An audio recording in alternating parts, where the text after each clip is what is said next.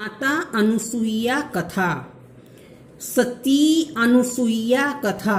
सती अनुसुईया महर्षि अत्रि की पत्नी थी, जो अपने पतिव्रता धर्म के कारण सुविख्यात थी। एक दिन देव ऋषि नारद जी बारी बारी से विष्णु जी, शिव जी तथा ब्रह्मा जी की अनुपस्थिति में विष्णुलोक, शिवलोक, ब्रह्मलोक पहुँचे। वहां जाकर उन्होंने लक्ष्मी, पार्वती, सावित्री जी के सामने अनुसुईया के पतिव्रत धर्म की बढ़ चढ़कर प्रशंसा की। उससे बढ़कर कोई पतिव्रता नहीं है। नारद जी की बातें सुनकर तीनों देवियां सोचने लगी कि आखिर अनुसुईया के पतिव्रत धर्म में ऐसी क्या बात है जो उसकी चर्चा स्वर्गलोक तक हो रही है। उन्हें अनुसुईया से ईर्ष्या होने लगी। नारद जी के चले जाने के बाद तीनों ने अनुसुईया के पतिव्रत धर्म को खंडित करने की सोची कि हम अपने पतियों को वहां भेजकर अनुसुईया का पतिव्रत धर्म खंडित कराएंगे। ब्रह्मा, विष्णु, शिव जब अपने स्थान पर पहुंचे, तीनों देवियों ने उनसे अनुसुईया के पतिव्रत धर्म को खंडित कराने की जिद की। तीनों देवों ने उन्हें समझाया कि यह पाप हमसे मत करवाओ, परंतु वे नहीं मानी, तो देवों को राजी होना पड़ा।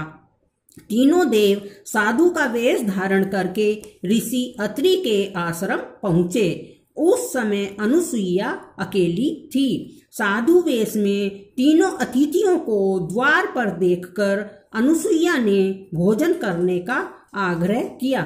तीनों साधुओं ने कहा कि हम भोजन अवश्य ग्रहण करेंगे, परंतु एक शर्त है कि आप हमें निवस्त्र होकर भोजन कराओगी। तो अनुसुईया साधु के साप के भय से तथा अतिथि सेवा से वंचित रहने के पाप के भय से भगवान से प्रार्थना करने लगी कि हे परमेश्वर, इन तीनों को 6-6 महीने के बच्चे बना दो, जिससे मेरा पतिव्रत धर्म भी नष्ट ना हो और साधुओं को आहार भी प्राप्त हो। वह अतिथि सेवा न कर पाने का पाप भी न लगे।